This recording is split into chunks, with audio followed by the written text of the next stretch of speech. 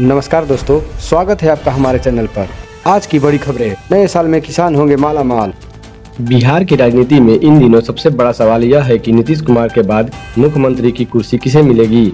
इसी बीच भाजपा सांसद और भोजपुरी स्टार मनोज तिवारी के बयान ने सियासी हलचल तेज कर दी है। उन्होंने साफ संकेत दिया है कि 10 अप्रैल तक तस्वीर पूरी तरह साफ हो सकती है।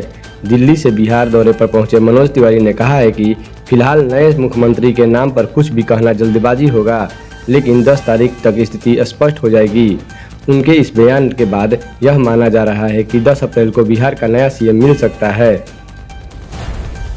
पटना विश्वविद्यालय परिसर में मुख्यमंत्री नीतीश कुमार के कार्यक्रम के दौरान छात्रों के हंगामा का मामला अब कानूनी कार्रवाई तक पहुंच गया है। पीरबहोर थाना क्षेत्र में शिकायत दर्ज होने के बाद छात्र संघ अध्यक्ष समेत 6 छात्रों के खिलाफ नामजद एफआईआर दर्ज की गई है, जबकि 30-35 अज्ञात छात्रों को भी आरोपी बनाया गया है। मुजफ्फरपुर के रेलवे कॉलोनी इलाके में उस वक्त हड़कंप मच गया जब एक युवक 200 फीट ऊंचे मोबाइल टावर पर चढ़ गया। बताया जा रहा है कि युवक अपनी गर्लफ्रेंड को बुलाने के लिए जिद पर अड़ा हुआ है। पुलिस मौके पर पहुंचकर उसे सुरक्षित नीचे उतरने की कोशिश में जुड़ी है। बिहार में मौसम ने अचानक करवट ली है। एक और जहां कुछ जिलों में तेज आंधी और बारिश ने भारी तबाही मचाई है, वहीं कई इलाकों में ठंडी हवाओं और बादलों ने लोगों की गर्मी से राहत दी है। मौसम विभाग ने आज कैमूर, बक्सर और रोहतास जिलों में बारिश को लेकर अलर्ट जारी किया है। नालंदा में मंगलवार की शीतला माता मंदिर में भगदड़ के बाद 9 लोगों की मौत हो गई। मरने वालों में 8 महिलाएं हैं। इनमें ज्यादातर नालंदा की रहने वाली है। हादसे को लेकर पुलिस ने मंदिर के 4 पुजारियों को गिरफ्तार किया है। पुलिस इन पुजारियों से पूछताछ कर रही है। प्रधानमंत्री नरेंद्र मोदी ने लोकसभा में नेता प्रतिपक्ष राहुल गांधी पर निशाना साधते हुए कहा, कांग्रेस का स्वघोषित शहजादा हार का शतक लगाने के लिए तैयार है। पीएम ने कहा, इस बार बीजेपी एनडीए सरकार जीत की हैट्रिक लगाने के लिए तैयार है और कांग्रेस भी हार को हैट्रिक सामना करने के लिए तैयार है। रैली के दौरान पीएम मोदी ने मंच पर गमछा भी लहराया। बिहार चुनाव के दौरान भी पीएम ने गमछा लहराया था, जिसे काफी फेमस हुआ था। पीएम के बिहारी अंदाज को लोगों ने पसंद किया था। बिहार के वाल्मीकि टाइगर रिजर्व में एक ऐसी घटना सामने आ रही है जिसे सुनकर आपके रोंगटे खड़े हो जाएंगे। जंगल का सबसे शानदार शिकारी इस बार खुद शिकार बन गया। जी हां, आपने खूंखार शिकारी यानी टाइगर शिकार हो गया है, वो भी एक मगरमच्छ का। ईरान युद्ध को रोकने के लिए कई पक्षों के बीच बहस चल रही है। इसी के मद्देनजर चीन और पाकिस्तान ने मिडिल ईस्ट में चल रहे इस संघर्ष को समाप्त करने के लिए 5 सूत्री प्रस्ताव रखा है। पाकिस्तान के विदेश मंत्री इसाक डार और चीन के फॉरेन मिनिस्टर वांग यी ने मंगलवार को बैठक के बाद खाड़ी क्षेत्र में शांति एवं स्थिरता की बहाली और हॉर्मुज जलडमरू मध्य से पोतों की सुरक्षित आवागमन का आह्वान किया। पाकिस्तान के उप प्रधानमंत्री 1 दिवसीय बीजिंग दौरे पर आए थे।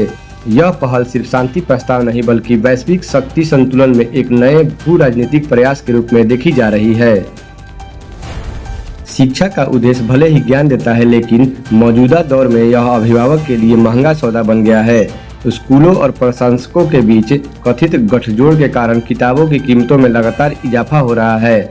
स्थिति यह है कि जहां एनसीईआरटी की कक्षा 1 की किताब मात्र 260 रुपए में उपलब्ध है, वहां डीएवी स्कूलों में यही दाम 517 रुपए तक पहुंच जाता है। प्राइवेट स्कूलों में किताबों का पूरा सेट 3442 रुपए तक बेचा जा रहा है, जो आम परिवारों की जेब पर भारी पड़ रहा है। ईरान के साथ जारी तनाव के बीच अमेरिकी राष्ट्रपति डोनाल्ड ट्रंप ने नाटो गठबंधन से बाहर निकलने का मन बना लिया है। ट्रंप ने साफ शब्दों में कहा है कि वह अमेरिका को इस रक्षा संधि से अलग करने पर गंभीरता से विचार कर रहे हैं। ब्रिटेन के अखबार डेली टेलीग्राफ को दिए इंटरव्यू में ट्रंप ने नाटो की कागज का शेर करार दिया। ईरान के साथ जारी युद्ध के बीच अब ग्रेटर इजराइल को लेकर बहस तेज हो गई है। दुनिया का ध्यान अभी अमेरिका ईरान जंग और हार्मुज जलडमरू मध्य के बंद होने के बिगड़ी सप्लाई चेन पर है, लेकिन इसी दौरान इजराइल ने लेबनान में जमीनी हमला शुरू कर दिया है। इजराइल का कहना है कि वह हिजबुल्लाह को रोकने के लिए बफर जोन बना रहा है, लेकिन आलोचकों का मानना है कि यह ग्रेटर इजराइल की तरफ बढ़ता एक कदम है। ईरान युद्ध का अंत हो सकता है। ईरान ने यह संकेत दिया है कि वह युद्ध से बाहर निकलना चाहता है, लेकिन किसी ठोस सुरक्षा गारंटी के नहीं। ईरानी राष्ट्रपति मसूद पेज़ेश्कियान ने कहा है कि तेहरान अमेरिका और इजराइल के साथ संघर्ष समाप्त करने के लिए तैयार है, लेकिन केवल तभी यह उसे भरोसेमंद आश्वासन मिले कि भविष्य में ऐसे हमले दोबारा नहीं होंगे।